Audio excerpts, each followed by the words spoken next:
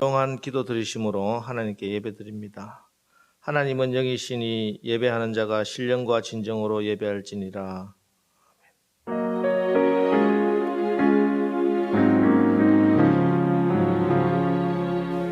하나님께 가까이함이 내게 복이라. 내가 주 여호와를 나의 피난처로 삼아 주의 모든 행적을 전파하리이다. 하나님, 이제 명절을 다 보내고 오늘도 이렇게 건강한 모습으로 주님의 백성들, 하나님의 자녀들, 아버지 하나님께 나와 찬송과 영광을 드립니다. 이 시간 저희들 드리는 마땅한 이 예배를 받아 주옵소서. 예배를 통해서 우리가 예수 그리스도를 통하여 계시하신 하나님의 구원의 역사를 경험하게 하시며, 또한 이 자리에 성령께서 임재하셔서 저희로 하여금 신령과 진정으로 예배하게 하옵소서. 이 예배로 하나님께만 모든 영광을 돌리게 하시고 저희들에게는 은혜와 기쁨의 시간이 되게 하옵소서.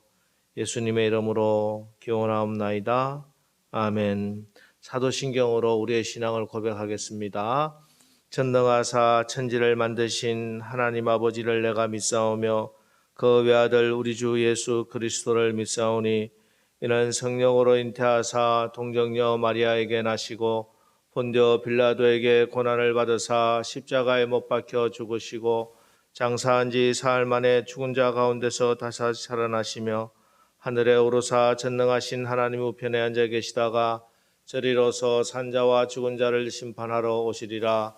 성령을 믿사오며 거룩한 공회와 성도가 서로 교통하는 것과 죄를 사하여 주시는 것과 몸이 다시 사는 것과 영원히 사는 것을 믿사옵나이다. 아멘. 찬송가 179장 찬송합니다.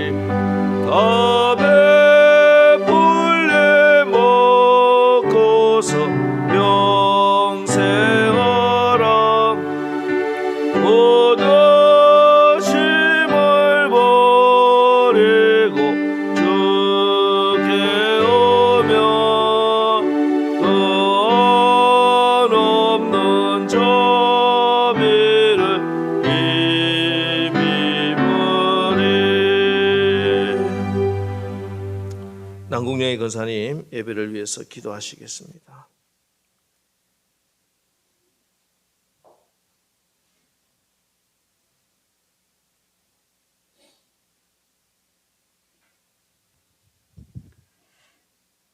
하나님 아버지 감사합니다.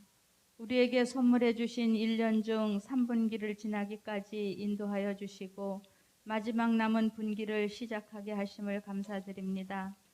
3분기를 지나는 동안에 하나님께서 우리 모든 성도들의 가정을 지켜주시고 보호하여 주시며 오늘도 거룩하고 복된 주일을 맞이하여 하나님의 값없이 주시는 은혜로 자녀된 권세를 가지고 우리의 구할 바를 구하게 하시니 감사합니다. 뜻하지 않는 코로나의 발병으로 우리나라를 비롯한 세계 여러 나라들이 길고 힘든 시간과 날들을 지나고 있는 가운데 더욱이 감사한 것은 아직도 지켜야 할 여러 가지 규제들이 있지만 하나님 앞에 나와 예배드릴 수 있음을 감사드립니다. 하나님 아버지, 아직도 하나님의 마음을 온전히 알아차리지 못하는 우리의 미련함이 있사오면 주님께 간절히 기도하오니 오늘 밤 잠자는 중에라도 주님 말씀하여 주시기를 소원합니다. 바람과 바다의 풍랑도 명하여 잠잠케 하신 주님께 간구하오니 코로나에도 명령하여 주셔서 모양도 흔적도 없이 사라지게 하여 주시고 우리가 주께 은혜 입은 자 되어 우리의 일상이 평안을 누리게 하시며 주일마다 성도의 교제 나누는 날들이 속히 있게 하여 주시옵소서. 오늘도 우리를 향한 하나님의 마음이 어떠하신지 알게 하시려 말씀을 전하시는 목사님께 주의 은혜와 성령의 충만함이 함께 하시기를 기도드립니다. 사람이 아무리 애를 쓴다 할지라도 하나님께서 불어버리시면 우리의 수고가 헛된 것들 뿐임을 알게 하여 주시고 숨쉬는 순간순간이 모두 하나님 앞에 있음을 오늘도 잊지 않게 하여 주시옵소서. 우리 때문에 하나님이 욕을 듣는 일이 없도록 우리 모두가 성도의 본분을 다하게 하시되 말씀을 행하고 지키는 일에 전심을 다하여 기독교인을 향하여 곱지 않은 시선으로 바라보는 이들에게 우리를 통하여 일하시는 하나님을 보여주는 우리 모두가 되게 하여 주시옵소서. 오늘도 이 모양 저 모양 감사의 기도와 찬양으로 나온 이들과 여러 가지 소원을 마음에 담아온 이들의 예배를 받으시고 흠양하여 주시기를 기도드립니다. 코로나 이전에 매주마다 얼굴과 얼굴을 마주하고 하나님을 예배하며 성도의 교제를 나누던 때를 그리워하는 저희들을 불쌍히 여기시사 주님께 은혜 입은 자 되게 하여 주시기를 기도드립니다. 오늘도 예배하는 시간에 하나님 형상 보게 하시고 예수님을 닮아가는 우리 모두가 되기를 소원하오며 예수님 귀하신 이름으로 기도드립니다.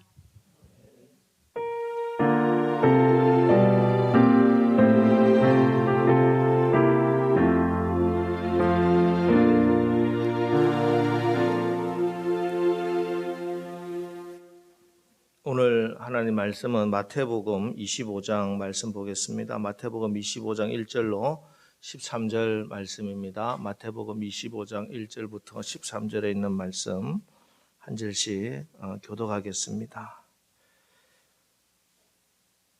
제가 먼저 읽습니다. 그때 천국은 마치 등을 들고 신랑을 맞으러 나간 열 처녀와 같다 하리니 미련한 자들은 등을 가지되 기름을 가지지 아니하고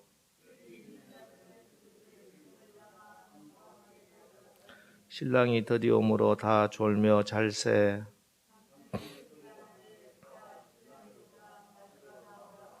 이에 그 처녀들이 다 일어나 등을 준비할세.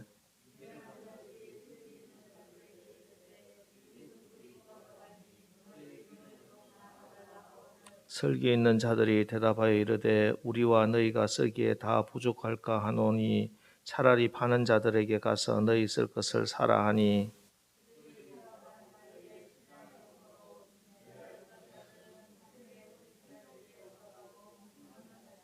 그 후에 남은 처녀들이 와서 이르되 주여 주여 우리에게 열어주소서.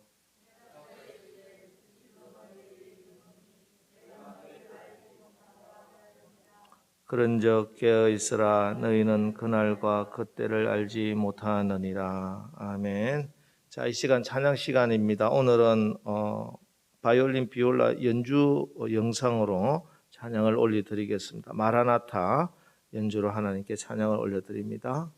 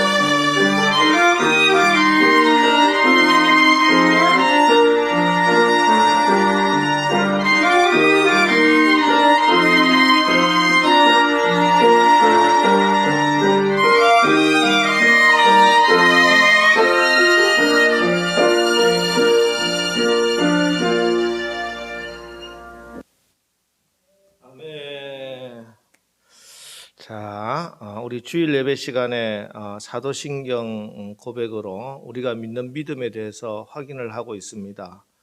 내가 교회를 다니고 예수를 믿는다고 하는데 무엇을 믿고 있는지, 어떤 것을 내가 믿고 있는지 그 신앙의 고백들을 확인하고 있습니다. 오늘은 저리로서 산 자와 죽은 자를 심판하러 오시는 예수님을 내가 믿습니다 하는 이 고백을 살펴보겠습니다. 부활하신 예수님이 40일 동안 제자들과 함께 계시면서 부활하신 증거들을 보여주시고 또한 하나님 나라에 대해서 가르쳐 주셨습니다. 그리고 나서 감람산에서 그들이 보는 앞에서 하늘로 예수님의 부활하신 몸이 올라가고 구름이 가려서 보이지 않게 됩니다. 이때 그 광경을 뚫어지게 바라보고 있는 제자들에게 두 사람 천사들이겠죠. 천사가 우리 예수님은 하늘로 올리셨다 이렇게 말씀하시고 너희들이 하늘로 가신 본 그대로 오시리라 이렇게 말씀해 주십니다. 지난주에 증거했던 대로 부활하신 우리 예수님은 이렇게 하늘로 올리셨습니다. 승천하셨다. 그리고 하나님 우편에 지금 앉아 계신다. 그리고 하나님 우편에 앉으셔서 무엇을 하시는가? 온 세상을 다스리고 계십니다. 지금 세상은 사람들이 다스린 것 같고 과학이 물질이 다스리는 것 같지만 결국 그 모든 것을 다스리는 최종 권세, 최고의 권세는 우리 예수님이 가지고 계시다 하는 사실입니다. 또 하나 우리 예수님은 하나님 우편에 앉으셔서 우리 하나님께 우리를 위해서 저와 여러분을 위해서 친히 간구해 주시고 기도해 주신다는 거예요. 우리의 약함을 위해서도 기도해 주시고 우리의 죄사함을 위해서도 기도해 주십니다. 예수님의 이 기도로 하나님은 우리의 기도를 받으신다는 것이. 그래서 우리가 기도할 때마다 빼먹어서는 절대 안 되는 것은 예수님의 이름으로 기도합니다. 예수 믿는 믿음으로 제가 기도합니다. 예수님을 의지해서 제가 기도합니다. 이 예수 이름으로 기도해야 된다는 것이. 또 하나 우리 예수님은 하나님이 우편에 앉아 계시기 때문에 오히려 우리와 가장 가까이 계시다는 거예요. 가장 가까이 계시다는 거죠. 늘 성령으로 우리와 함께 해주신다. 이 말씀을 지난주에 우리가 확인했습니다. 자, 그런데 이렇게 우리 예수님이 하나님 우편에 앉아 계신 그 예수님이 저리로서 하나님 우편에서 다시 우리에게 오신다 하는 것입니다. 너희들이 하늘로 가심을 본 그대로 오시리라고 하는 그 말씀대로 그 약속에 따라 우리 주님은 재림하신다. 다시 오신다. 이 말씀입니다. 여러분, 우리 예수님의 재림은 분명합니다. 이단들이 재림을 이용해서 많은 혼란과 사람들을 미혹했기 때문에 오히려 정통교회, 바른교회에서조차 재림에 대한 말씀들이 많이 사라지고 있지만, 그러나 분명히 우리가 믿고 또 우리가 붙들어야 할 신앙, 그 중심에 우리 주님이 다시 오신다 하는 그 재림의 신앙이 분명히 있어야 됩니다. 예수님이 친히 말씀해 주셨고 공회 앞에서 선언하신 말씀이 재림하신다는 말씀입니다. 제자들에게 약속해 주셨고 또 천사가 분명히 증언하였고 사도들이 성령의 감동으로 기록하고 있습니다. 여러분 주님께서 다시 오신다, 재림하신다, 이 약속 분명히 이루어지는 줄 믿으시기 바랍니다. 그래서 오늘 우리도 신앙을 고백할 때마다, 예배를 드릴 때마다 내가 저리로서 산 자와 죽은 자를 심판하러 오시는 예수님을 믿습니다, 이 고백을 하는 것입니다. 자, 그러면 저리로서, 이 말은 옛날 말인데 그곳으로부터, 이 말이에요. From there, 그곳으로부터 예수님이 오신다. 이 고백은 하나님 보좌 우편에 계시던 예수님, 인자되신 그 예수님이 하늘로부터 성천하신 그 모습 그대로 구름을 타고 우주가 진동하는 나팔 소리로 천사가 옹이하는 가운데 부활하신 그 몸이 재림하신다는 믿음의 고백입니다.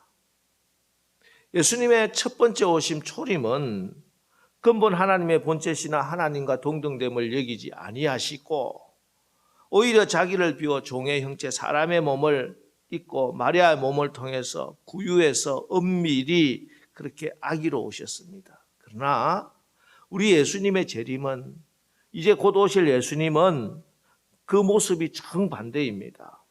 영광의 모습으로 모든 사람이 다 볼 수 있도록 예수님이 공개적으로 오십니다. 여러분, 지난주에 우리가 살펴보았습니다. 성경 말씀 중에 그 말씀을 의미적으로 해석을 해야 바르게 해석할 수 있는 것이 있고 문자 그대로 받아들여야 하는 말씀이 있다 하고 말씀드렸습니다. 그 문자적으로 받아들여야 할 말씀이 예수님에 대한 말씀이었다고 드렸지요. 그래서 예수님의 성천도 문자 그대로 예수님의 몸이 실질적으로 우리가 보는 저 하늘을 통해서 구름을 뚫고 올라가셨다 하는 것을 믿어야 됩니다. 마찬가지로 예수님의 재림도 너희들이 하늘로 가심을 본 그대로 오시리라고 하는 이 말씀 그대로 예수님은 제자들이 눈으로 본 그 모습 그대로 예수님은 다시 이 땅에 오신다는 것입니다. 그 형식대로, 그 방식대로 예수님은 오십니다. 여러분, 이것을 자꾸 신학적으로 이상하게 해석해가지고 고상하게 만들어가지고 말씀을 받지 마세요. 주님에 대한 이 말씀은, 가장 핵심적인 주님에 대한 말씀은 문자 그대로 믿는 것이 가장 정확합니다. 왜? 하나님의 성령이 그렇게 우리에게 기록해 주셨기 때문입니다. 그래서 지금의 어떤 신학 박사, 어떤 신학 교수보다 훨씬 탁월하신 바울 사도는 이렇게 고백합니다. 데살로니가에 보내는 편지 속에서 데살로니가전서 4장 16절, 주의 호령과 천사장의 소리와 하나님의 나팔로 친히 하늘로조차 강림하시리라. 바울이 얼마나 영적인 사람입니까? 그런 환상 가운데 하나님이 계신 천국에 다 올라가서 모든 신비를 다 본 사람입니다. 그럼에도 불구하고 예수님의 재림에 대해서 분명히 하늘로조차 강림하신다, 하늘에서 내려오신다고 분명히 말씀하고 있어요. 요한 사도도 마찬가지입니다. 요한계시록 1장 7절에 볼지어다 구름을 타고 오시리라.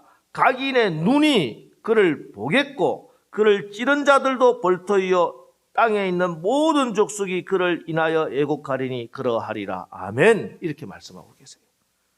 여러분, 그렇습니다. 우리 주님은 제자들이 본 그대로 주님께서 하늘에 성천하신 방식 그 방식대로 우리 주님은 다시 오십니다. 20세기에 들어서만 해도 스스로 자기가 재림예수라고 자칭하면서 혹세무민한 이단들이 많이 있죠. 우리도 많이 알고 있어요. 지금도 자기가 재림예수라고 사람들을 끌어모아서 그렇게 이단의 행세 괴수를 하고 있는 사람들이 많이 있습니다. 그러나 저는 분명히 단언할 수 있습니다. 재림예수라고 자칭했던, 그리고 지금도 자기가 자칭 재림예수라고 하는 그 누구도 재림예수가 아닙니다. 그 누구도 하늘에서 구름을 타고 내려오지 않았고, 그 중에 그 누구도 그가 하늘에서 내려오는 것을 저와 여러분이 눈으로 보지 않았습니다. 우리 재림예수, 우리 예수님은 우리의 눈으로 우리가 볼 수 있도록 분명히 하늘에서 내려오시는 줄 분명히 믿으시기 바랍니다. 그가 어떤 요사를 부리고 요술을 하고 능력을 나타내고 기적을 베푼다 하더라도, 죽은 사람을 살려낸다 하더라도 그런 예수가 아니에요. 우리가 기다리는 예수님은 분명히 약속의 말씀대로 너희들이 본 그대로 하늘에서 오시는 예수님인 줄 믿으시기 바랍니다. 여러분, 우리 주님 몰래 오지 않으세요. 걱정하지 마세요. 내가 자고 있는데 몰래 주님 오셨다 가버리면 어떡하나, 걱정하지 마세요. 저리로서 제자들이 하늘로 가신 본 그대로 주의 호령과 천사장의 소리와 하나님의 나팔 소리 가운데 구름을 타고 저와 여러분이 보게 오십니다. 아니, 심지어 예수 믿지 않는 사람들도 다 보게 돼 있어요. 아니, 죽은 자들도 다 부활해서 그 주님을 보게 돼 있습니다. 그렇게 주님께서 영광 가운데 이 땅에 오심을 분명히 믿는 믿음을 굳건하게 붙들고 어떤 미혹하는 소리에도 넘어가지 않는 우리 남서울교회 모든 성도님들 다 되시기를 주의 이름으로 축원합니다. 자, 이렇게 우리 주님이 저리로서 하나님 우편에서 하늘로부터 그대로 다시 이 땅에 오시는데 그 이유와 목적이 있습니다. 뭡니까? 산자와 죽은 자를 심판하러 오신다, 이렇게 말씀하세요. 예수님이 초림하실 때는 우리를 구원하시기 위해서 십자가에 죽으시기 위해서 이 땅에 오셨는데, 이제 예수님이 오시는데 오시는 목적은 심판하러 오십니다. 심판주로 오신다는 것입니다. 모든 사람을 다 심판하시기 위해서입니다. 한 번 죽는 것은 사람에게 정해진 것이요, 그 후에는 심판이 있으리라. 분명한 말씀입니다. 모든 사람이 다 죽습니다. 그리고 모든 사람이 다 심판받게 됩니다. 여러분, 우리의 신앙에서, 또 여러분의 신앙에서 이 심판에 대한 말씀을 제외시켜 놓고 신앙생활하면 큰일 납니다. 나중에 예수님 앞에 섰을 때 주님이 나 너 모르는데 이렇게 돼버릴 수도 있어요. 반드시 우리의 신앙에 있어서 절대 놓치지 말아야 하는 것 중에 하나가 바로 주님의 심판이 있다고 하는 이 믿음입니다. 사도신경에서 우리 예수님에 대해서, 성자 예수님에 대해서 신앙을 고백하면서 그 결론이 뭐로 끝납니까? 심판으로 끝난다는 사실을 여러분 인식하셔야 됩니다. 예수님 자비하신 예수님인데, 용서의 예수님인데, 사랑의 예수님인데 뭐 심판을 꼭 하셔야 되나? 여러분, 착각입니다.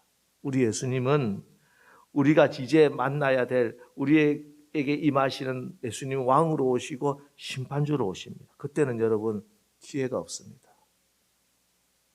그때가 되면은 회개하고 구원받을 기회가 영원히 없다는 사실을 아셔야 됩니다.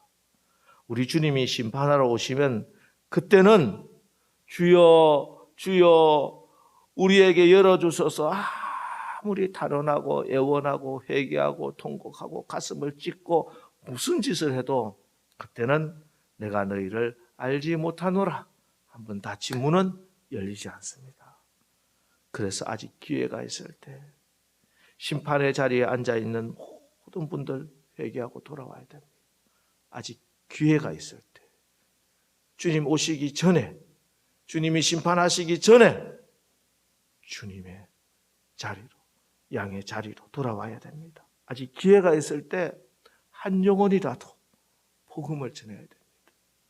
내가 복음을 전할 기회가 있다면 무슨 수를 써? 특히 나의 가족들, 내 사랑하는 사람들에게는 반드시 복음을 전해야 됩니다. 기회가 주어진 마지막 기회라고 생각합니다.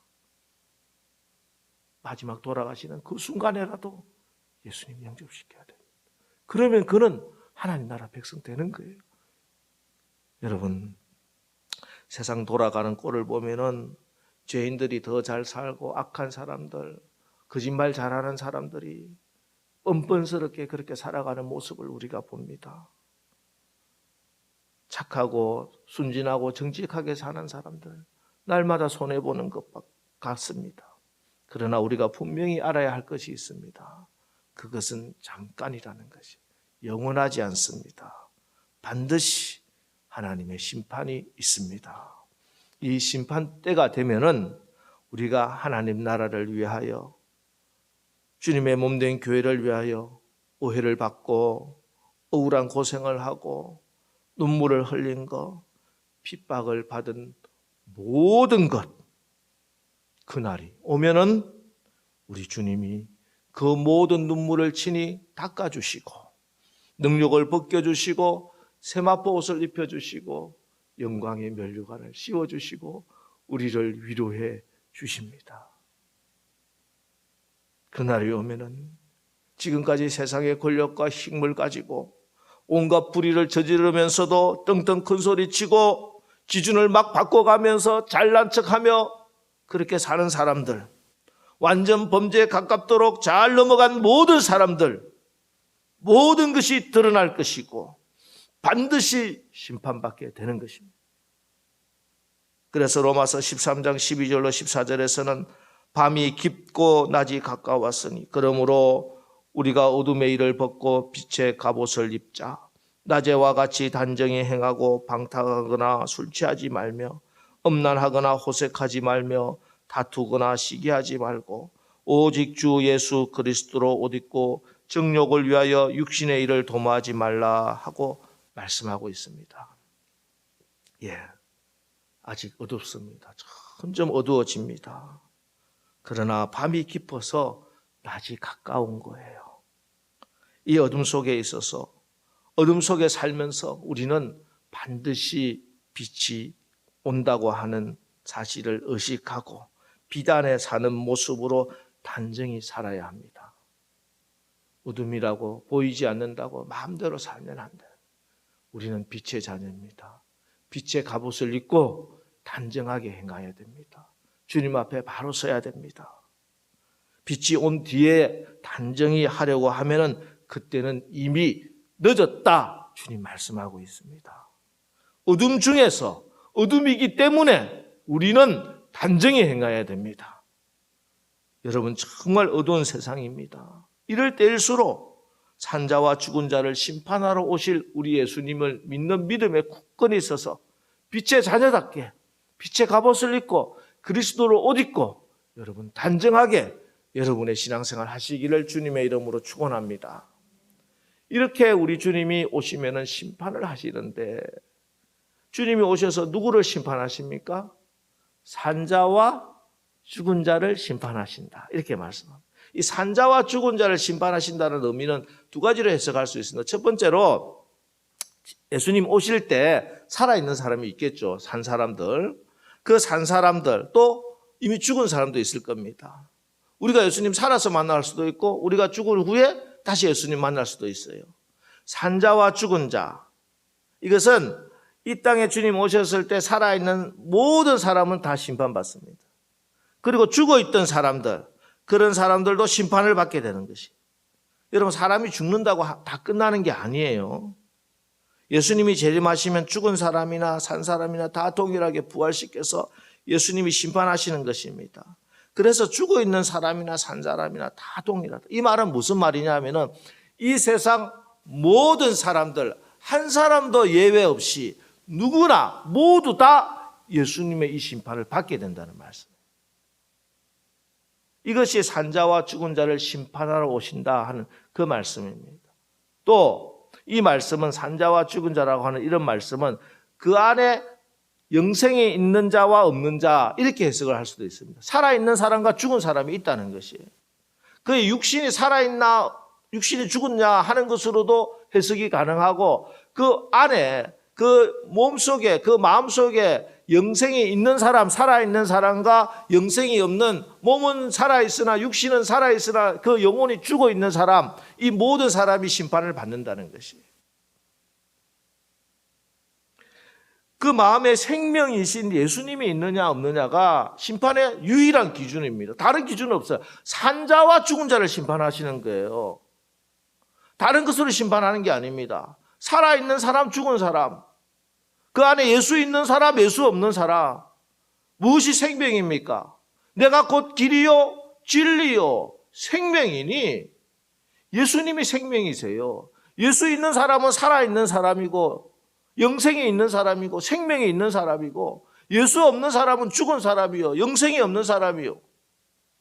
여러분 누구도 예외가 없습니다. 이 심판에서 구원받아 영원한 하늘 잔치에 참여하는가 아니면 버림받아서 영원히 꺼지지 않는 지옥의 유황 불못에서 영원하게 신음하게 될 것인가? 오직 한 가지 기준입니다. 예수 믿는가? 예수 믿지 않는가? 이 한 가지 기준밖에 없습니다. 여러분, 예수 정말 믿어야 됩니다. 이게 가장 중요한 사실이에요. 내가 어떻게 살아왔고, 내가 어떤 환경에서 자랐고, 내가 어떤 모습이고, 내가 뭐 어떤 환경이고, 그런 것, 어떤 것보다 중요한 것은 정말 내가 예수님 믿어야 된다는 거예요. 내 안에 예수님만 있으면 돼요. 그러면은 그때 영원한 우리의 삶을 결정하는 그때 나는 산자가 되어서 천국 잔치의 주인공으로 참여하고 영원한 기쁨과 감사와 찬양의 삶을 살 수 있는 것입니다. 그렇지 않고 이 세상에서 아무리 많은 권력을 쥐고 돈을 가지고 권세를 누리고 떵떵거리고 산다 할지라도 그 안에 예수 없는 사람은 그때는 죽은 자가 되는 것입니다. 영원한 불못에서 마귀와 함께 소금이 이는 그런 불못의 고통을 영원히 당하게 되는 것입니다. 여러분, 제가 이것을 여러분에게 협박하려고 하는 것이 아닙니다. 정말 여러분 천국이 있어요. 여러분 정말 지옥에 있다는 사실을 분명히 믿어야 됩니다. 우리가 신앙생활을 하면서 여러 가지 고매하고 아름다운 신앙생활을 하는 것도 중요하고 여러 가지 많은 것들 다 중요하지만 가장 중요한 것은 생명을 얻는 것입니다. 이 생명 얻는 것은 다른 어떤 것도 필요 없어요. 정말 예수 믿으면 됩니다. 예수님을 나의 구주로, 예수님 나와 함께 계심을 정말 믿고 그 예수님을 내 마음에 담고 그 예수님을 닮아서 살아가면은 영원한 천국의 주인공이 되는 것입니다. 이것이 산자와 죽은 자를 심판하러 오시는 예수님을 믿습니다 하는 믿음의 고백입니다. 이렇게 내가 예수님이 오시는 거, 주님이 산자와 죽은 자를 심판하러 오신다는 이 믿음으로 사는 삶을 종말론적인 삶이다. 조금 어려운 말로 종말론적인 신앙이다 이렇게 얘기해요. 종말을 생각하고 종말을 기준으로 딱 삼아서 그 기준으로 신앙생활을 하는 거예요.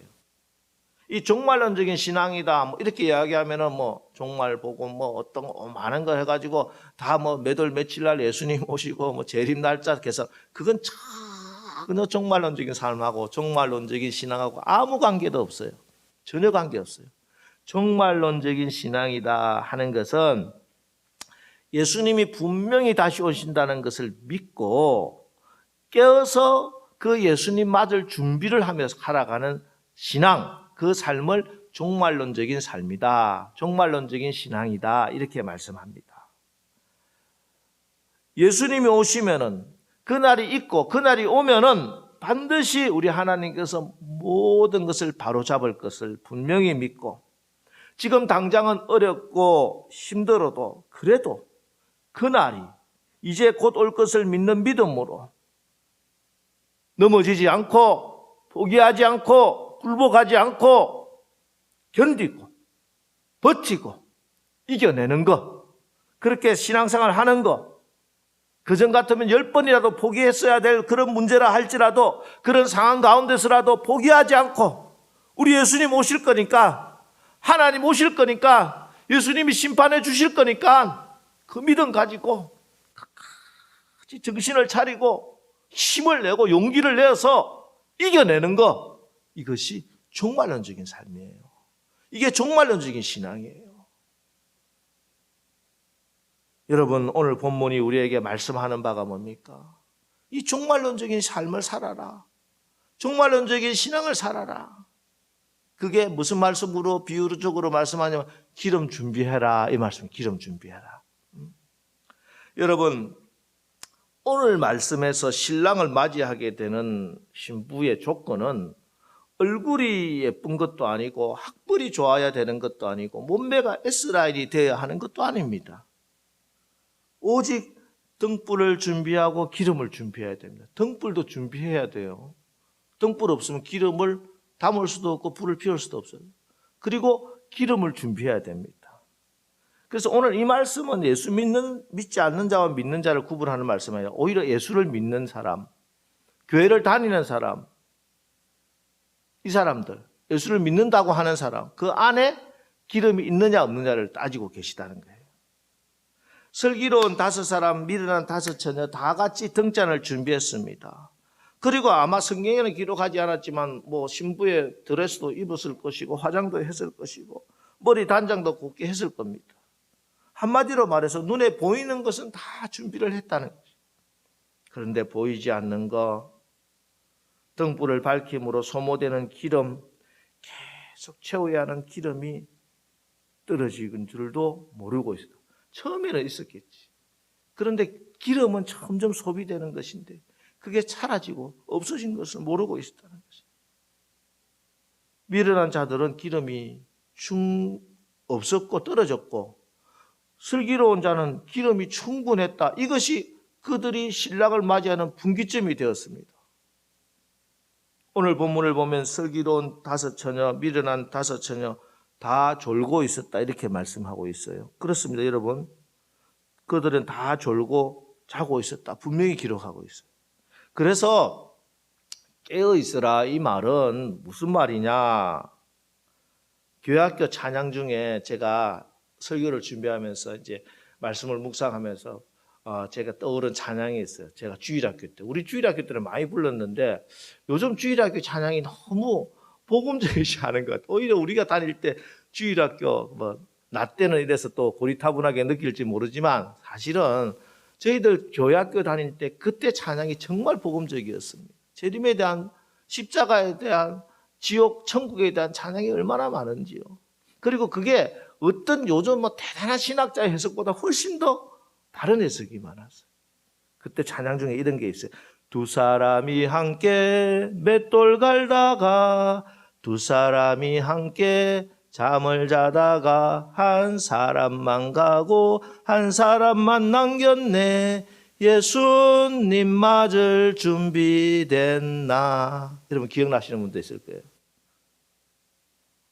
맷돌도 갈아야 된다는 거예요. 알겠어요? 잠도 잡니다. 직장도 안 가고 학교도 안 다니고 공부도 안 하고 사업도 안 하고 친구들도 안 만나고 막 교회 매일마다 나와서 기도만 하고 흰 옷 입고 앉아서 예수님 오신다고, 그게 깨어있는 게 아니라는 거예요. 깨어있다는 것은 내가 맷돌을 갈 수도 있고 피곤해서 잠잘 수도 있어요. 그러나 언제 주님이 오신다 하더라도 그때 언제 오셔도 내가 좋은 기름 준비하고 있는 상태.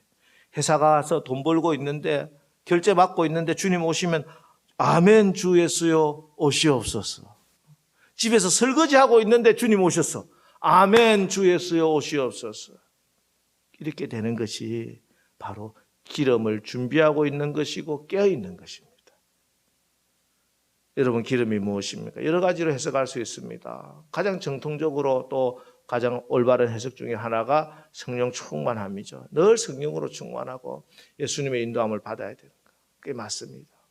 조금 더 구체적으로 이야기한다면은 내가 마땅히 가지고 있어야 할 신앙의 내용, 삶의 내용이 있어야 된다는 거죠. 오늘 본문 우리에게 묻고 있습니다. 여러분은 마땅히 갖추어야 할 신앙인의 모습, 삶을 살고 있습니까? 오늘 남궁원사님 기도하셨지만 온 세상이 교회를 핍박하고 비난합니다. 많은 부분들이 오해되고 왜곡된 부분. 그러나 그 중에서 우리가 진짜 주님께서도 그렇게 말씀하실 내용들도 있다는 것을 인정하지 않을 수 없는 상황입니다. 여러분, 내가 예수 믿는다는 거, 내가 하나님의 자녀다는 거, 세상 사람들이 보고, 우리를 보고, 야, 저게 등불이구나. 아, 저게 저렇게 사는 거구나 하고 알 수 있도록 그렇게 살아내야 된다는 거죠. 기름이 없으니, 여러분, 등불에 기름이, 제가 그럴 때 시골에 가면 호롱불이라는 게 있었어요. 그때만 해도 우리 왜 할머니 집에 갔을 때는 보면 호롱불이라 있는데, 그게 기름이 떨어지면 어떻게 돼요? 막 그름이 올라와요. 등불이 문제가 아니에요. 등불이 기름이 떨어지니까 그름이 올라오더라는 것이에요. 우리 교회가 무슨 문제가 있어요? 예수님의 몸된 교회고 하나님 말씀을 듣고 찬양을 하고 기도를 하고, 그런데 기름이 떨어지면요, 이 교회에서 등불이 너희는 세상의 빛이라 하는 이 등불에서 세상을 비추는 것이 아니라 거름이 막 나고 사람의 눈을 막 따갑게 하고 막 눈물을 나게 만든다는 것이. 여러분, 지금 우리가, 그래서 우리 교회가 해야 할 가장 중요한 것은 바로 성령의 충만함을 입어서 내가 정말 세상에 빛을 비추는 기름이 충분한 등불이 되어야 됩니다. 형식적인 기도는 있으나 하나님과의 교통이 전혀 없고, 예배는 출석을 하고 있으나 하나님과 만남은 없고, 이번 명절 때 저희 동생을 만나서 우리 동생 교회는 아닙니다. 다른 교회 어느 분이 말씀하는 걸 들었다는데, 목사님 설교만 시작되면 그때부터 한 주간의 스케줄을 짠다고 했다. 한 주간 스케줄, 월요일 날 누구 만나서 뭐 하고 짜고 나면은 목사님 설교 끝났대. 그 교회의 중직이고 성가들을 인도하는 사람이 그렇게 했다고 하네요. 하나님 성령의 충만을 알면 그때 귀가 열리는 거예요. 하나님 말씀이 들리는 거예요. 그렇게 고백을 했다고 하는 거 보니까 그분도 이제 하나님 은혜를 받고 하나님 말씀이 들리더라 하는 것이겠죠. 여러분, 우리가 하나님 예수님 다시 오신다 하는 이 말씀을 분명히 믿는다면 반드시 등장과 함께 기름을 준비해야 될 줄 믿습니다. 지금은 은혜 받을 만한 때요, 지금은 구원의 날입니다. 그러나 문이 닫힐 때가 있습니다. 10절, 그들이 살아간 사이에 신랑이 오므로 준비하였던 자들은 함께 혼인잔치에 들어가고 문은 닫힌지라. 이렇게 한번 닫힌 문은 다시는 열리지 않습니다. 오늘 말씀을 듣고 예수님 언제 재림하시나, 2000년 동안이나 재림하지 않으셨는데 설마 내가 사는 이때 오실까? 알 수 없는 일이죠. 혹 여러분 살고 우리가 사는 이때 오시지 않는다 하더라도 예수님의 오시는 전 우주적인 종말이 있는가 하면 개인적인 종말도 있을 수 있습니다. 누구든지 언제까지, 내가 언제 나의 인생의 종말을 맞이할지 아무도 모릅니다. 이 세상에 올 때는 순서가 있지만 갈 때는 순서가 없는 거예요. 여러분, 우리가 언제든지 주님을 만날 그때를 대비하고 주님의 오심을 준비해야 될 줄 믿습니다. 등불이 타올라야 됩니다. 기름이 충분해서 빛이 환하는 등잔이 되어야 된다. 여러분, 우리가 성령 충만함으로 주님이 기뻐하시는 그런 삶의 모습, 신앙의 모습을 살아갈 때 나 스스로도 기쁘고 감사한 일이지만 또 중요한 게 있습니다. 등불을 밝히면요, 주변 사람들이 길을 보게 된다는 것이. 길을 보게. 등잔을 들고 가면은 나도 그 길을 보고 가지만 내 주변의 사람이 그 빛을 보고 따라서 그 길을 가게 된다는 것이에요. 여러분, 우리가 등잔을 준비하고 기름을 충분히 준비해서 빛을 발하게 되면은 내 주변의 사람들이 어둠에서 빛 가운데로 나오게 될 수 있습니다. 내가 등불을 밝혀야 하는 이유는, 내 믿음이 흔들리지 말아야 하는 이유는 내 자식들의 믿음을 세워주기 위함입니다. 내 남편의 믿음을 세워주기 위해서 내가 등불을 밝혀야 됩니다. 고린도전서 3장 14절 15절 만일 누구든지 그 위에 세운 공적이 있는 대로 공적이 그대로 있으면 상을 받고 누구든지 그 공적이 불타면 해를 받으리니 그러나 자신은 구원을 받되 불 가운데서 받은 것 같으니라. 우리 모두 불심판을 통과하게 되는데 이 땅에서 이룬 일 중에 불에 타버리는 것이 있고 영원히 남는 것이 있다는 것입니다. 심판불에 모두 타버릴 것밖에 없는 이들도 은혜로 구원을 받지만 불났을 때 불이야 하고 속옷바람으로 나와서 겨우 목숨 구하는 그런 구원을 받을 것입니다. 마지막 심판 때에 가지고 가야 할 것이 있어야 됩니다. 영원히 불심판도 통과할 수 있는 것이 있어야 됩니다. 그것은 여러 가지가 될 수 있으나 가장 중요한 것은 예수 그리스도입니다. 이것을 바울은 내 몸에 예수의 흔적을 지니고 있노라 이렇게 고백합니다. 여러분 무릎 꿇고 기도한 흔적, 연약한 교우들을 위해서, 교회와 목사님을 위해서, 나라와 민족을 위해서 흘린 눈물의 흔적 주님 앞에 가져갈 수 있습니다. 우리 손에 열심히 교회를 위해 충성한 흔적 있어야 합니다. 내가 주신 행복, 나에게 준 행복과 환경과 재물에 예수의 흔적이 있어야 합니다. 예수님을 사랑하는 이유 때문에, 예수님을 믿기 위해서, 내 신앙을 지키기 위해서, 복음을 위해서 일어난 모든 변화들, 그것이 예수의 흔적이 될 것입니다. 그것이 그 흔적을 내는 것이 주님이 오시는 날 맞이할 그 기름을 준비하는 것입니다. 여러분, 저리로서 산자와 죽은 자를 심판하러 오시는 우리 주님이 반드시 곧 오시리라 하는 이 믿음 흔들지 마십시오. 기름을 준비합시다. 어두운 세상 가운데 단정히 그리스도를 옷 입고 여러분의 등불을 훤히 밝혀서 여러분의 말과 행동을 통해서, 삶을 통해서 주변에 많은 사람이 그리스도께 돌아올 수 있도록 여러분의 각자의 삶에 그리스도의 흔적을 낼 수 있는 우리 남설교회 되시기를 주의 이름으로 축원합니다. 기도하겠습니다. 하나님, 오늘 우리에게 또 가장 귀하고 복된 재림의 약속의 말씀을 주셨습니다. 주님이 다시 오심이 얼마나 귀하고 복된 일인지 깨닫게 하시고 세상에 썩어지고 사라질 것 때문에 상처받고 낙심했던 자리에서 회개하고 돌이킬 수 있도록 하옵소서. 마지막이 가까웠습니다. 그래서 세상은 더욱더 어두워지고 있습니다. 그러나 이러할 때일수록 정신을 차리고 그리스도로 옷 입고 빛 가운데 살게 하옵소서. 이때 기름 준비해서 주님의 심판대에 섰을 때 부끄럽지 않도록 불심판에도 남을 영원한 가치 예수님 때문에 나의 마음과 삶의 환경에 예수님의 흔적이 있게 하옵소서. 그래서 주님께 칭찬받고 면류관 받는 그런 상급이 있는 구원의 주인공들 다 되게 하옵소서. 마라나타 주 예수여 오시옵소서. 예수님의 이름으로 기도합니다. 아멘. 이 시간 우리 찬송가 50장 부르시고 헌금을 드리겠습니다.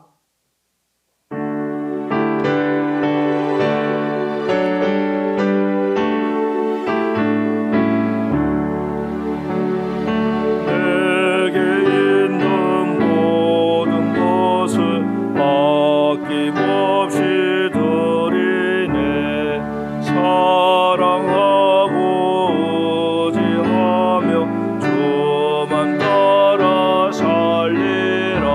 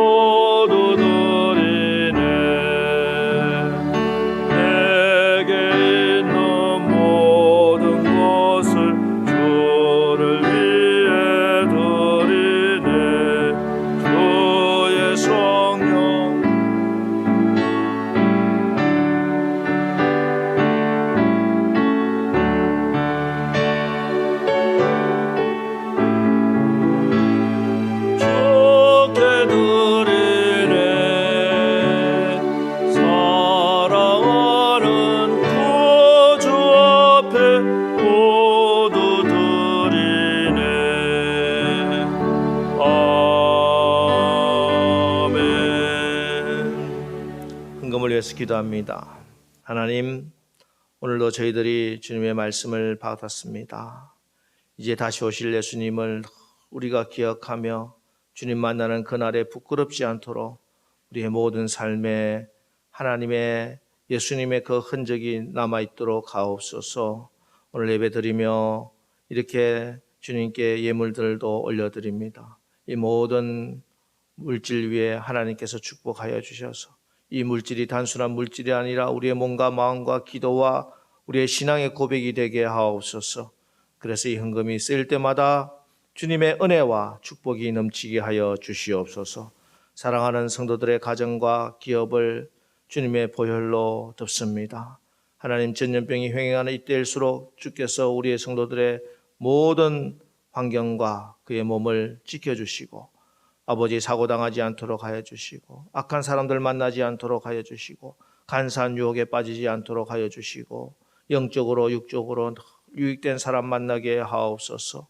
우리 가정의 어린 자녀들 부모님들 안전건강 늘 지켜주시고 외국에 있는 자녀들까지 주의 날개 그늘 아래 보호하옵소서.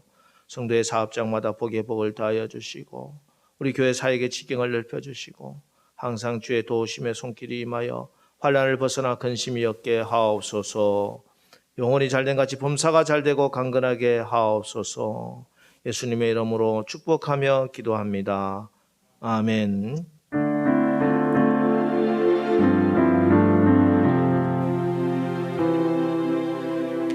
할렐루야. 우리 명절 잘 보내시고 이렇게 건강한 모습으로 만나 뵙게 돼서 감사합니다. 교회 소식 알려드립니다.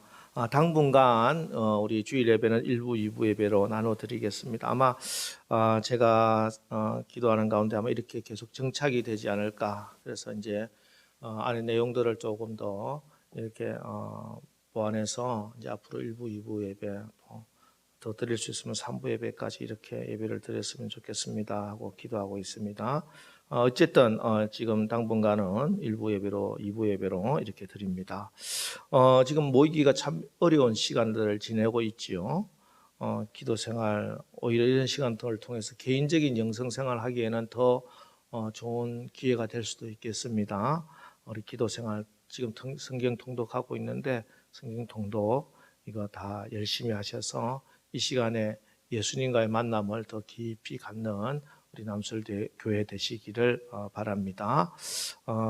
방역 지침 꼭 지켜주시고 우리가 제가 말씀드렸다시피 세상에 손가락질 받지 않도록 여러분들 스스로 늘 방역 지침이나 또 건강에 늘 유의해 주시고 또 주변에 힘들어하는 사람들을 위해서 기도와 또 여러분이 도울 수 있는 일을 많이 돕는 우리 교회 되기를 바랍니다. 이번 한 주간도 여러분 건강하게 잘 지내시고 또 다음 주일날 또 기쁜 모습으로 만나기를 바랍니다. 나머지 사항은 주부를 참조하시고 이제 제가 축도함으로 오늘 주일날 예배를 마치겠습니다.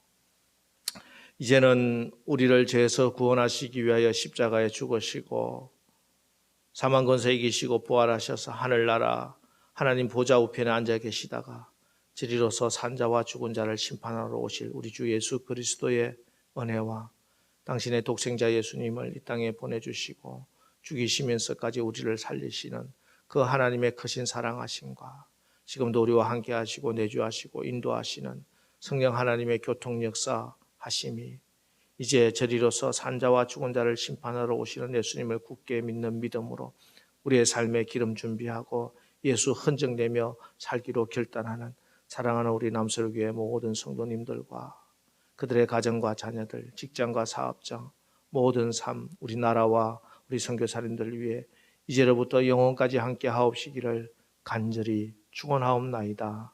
아멘.